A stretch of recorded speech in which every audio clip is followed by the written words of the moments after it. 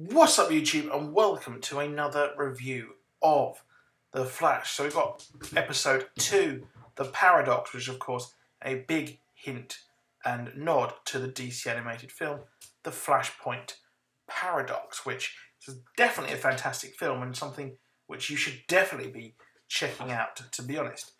Now, it makes a lot of sense that Barry will go to Star City because, well, everyone around him immediately has changed, so it would make sense that he would go all the way to Star City to check out what has changed. And it turns out we've got some interesting things. As predicted, we have got Diggle's son. I predicted that in the last week's trailer video. So this time, this is pretty interesting that we've got this. And it looks like Connor Hawke will be the future for Diggle. And it does look like they're moving the Legends of Tomorrow storyline. And it looks like when we thought that was mental, well, this is what it was setting up, and that was the future. So it's a really cool nod to Legends of Tomorrow, which I can't wait to return this week. Now, there are some strange things going on with the backstory and mythology of Dr. Alchemy, which I'm glad we've got Cisco naming the villains again, which, yeah, that is really cool. That's one of my favourite parts of the show, to be honest, when the metas get named. Well, Dr. Alchemy is actually in what seemingly looks like the Savitar lair, his little church, and those people also look like his followers. But Dr. Alchemy is the one who is, well, through timelines, he's got the stone as well, which is interesting that he's got that. And, well, it does look like he is the one who can see through timelines and give people their powers back. So it's not sure if Savitar is actually working for him, because we saw him briefly in this episode, or Dr. Alchemy will be the one who is the overarching villain. So is Savitar just a meta who was actually given powers? Because we've got 4 husks. These husks are obviously the husks of the former people, and when they've been given their old timeline or the Flashpoint powers, that's what they turn into. So we've got a lot of people running around with powers. So it's not clear just if Savitar is just one of these, or if he is the powerful villain as well that is controlling it.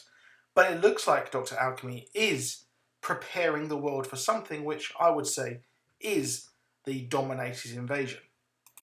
Now, interestingly, we've got Julian Albert, who is obviously played by Tom Felton, and we were expecting a different name, and it looks like he has a few different names, which is interesting because there are multiple timelines now, and it does look like he might play a different version of Dr. Alchemy if he is indeed Dr. Alchemy. Now, it's interesting that his name is Julian Albert because, well, Albert Desmond was, interestingly, the name of a Flash character who had multiple personalities and was a very strange little man.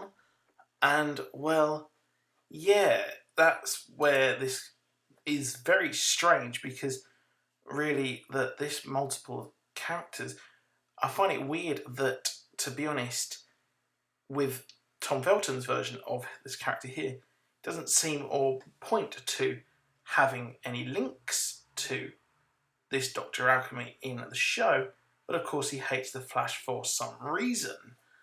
So it looks like they're blending the backstories of Dr. Alchemy, to be honest, and we're getting the Petrov character who was a member of the Keystone City PD, and also the Desmond character and the split personality twins, which is pretty cool and really, yeah, it's strange that they're doing it, to be honest. Now, I'm a bit disappointed with the Jay Garrick situation here, where he just gives him some advice about going back in time.